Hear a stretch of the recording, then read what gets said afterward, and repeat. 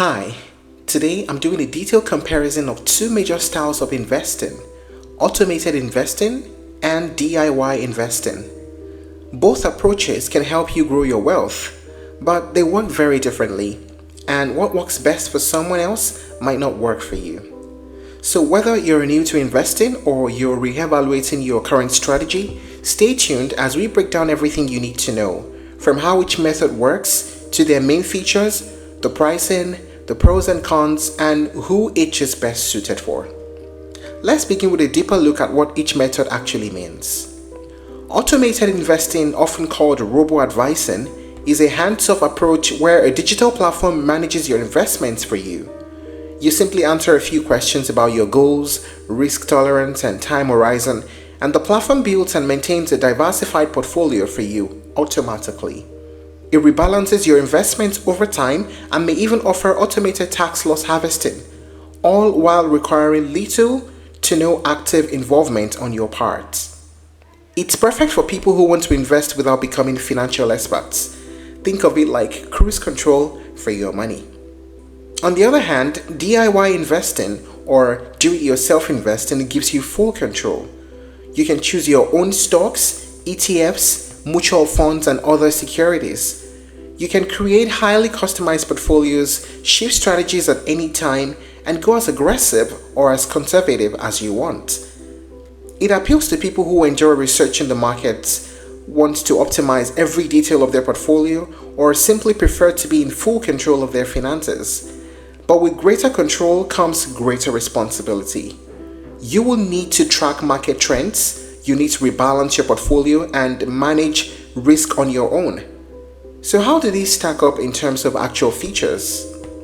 Now let's talk about the main features of both automated investing and DIY investing.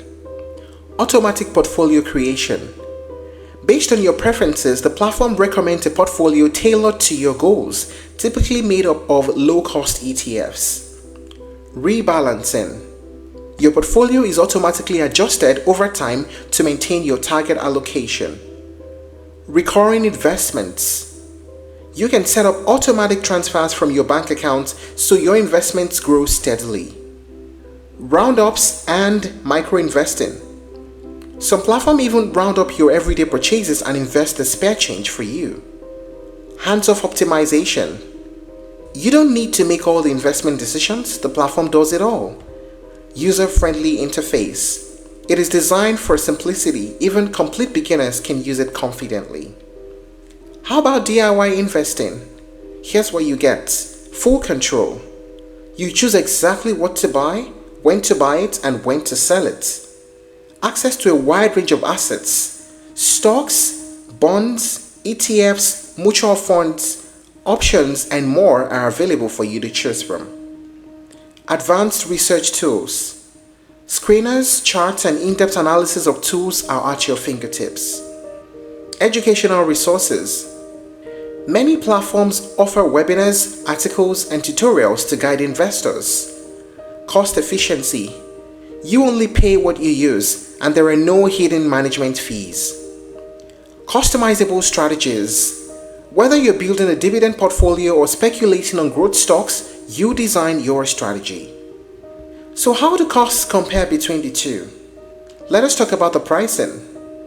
Automated investing platforms typically charge a flat monthly fee or a small percentage of assets under management, and it's usually around 0.25% to 0.5% annually.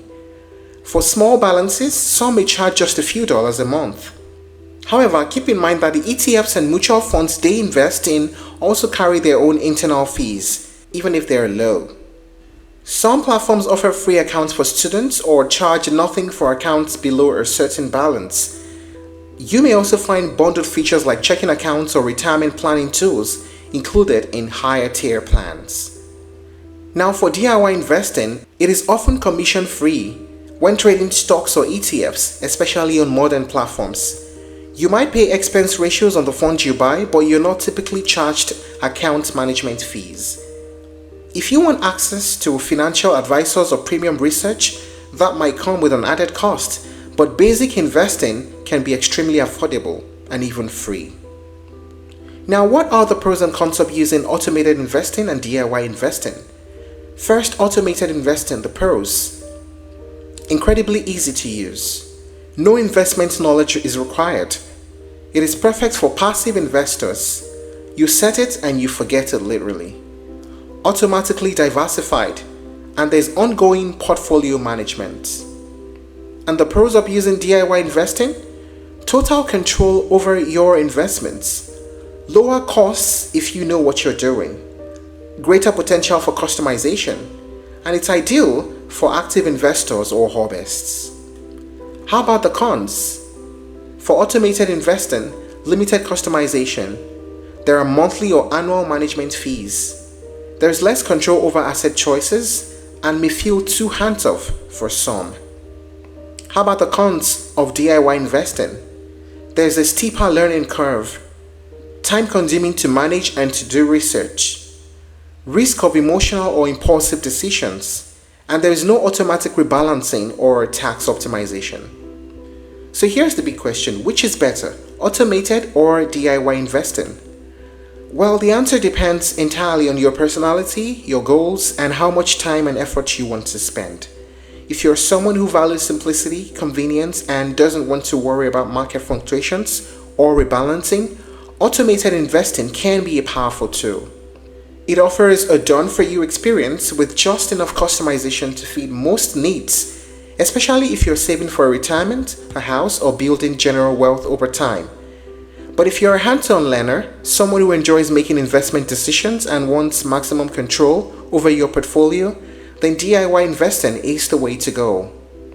It allows for complete flexibility, and with so many free resources today, it's more accessible than ever. But you will need to stay informed and disciplined. In reality though, some investors use both. They automate their long-term retirement accounts while managing a smaller DIY portfolio on the side for learning or experimentation. That's it on the comparison between automated investing and DIY investing. Thank you for watching this video. Please like and share if you found it helpful, and don't forget to subscribe to our channel for more updates.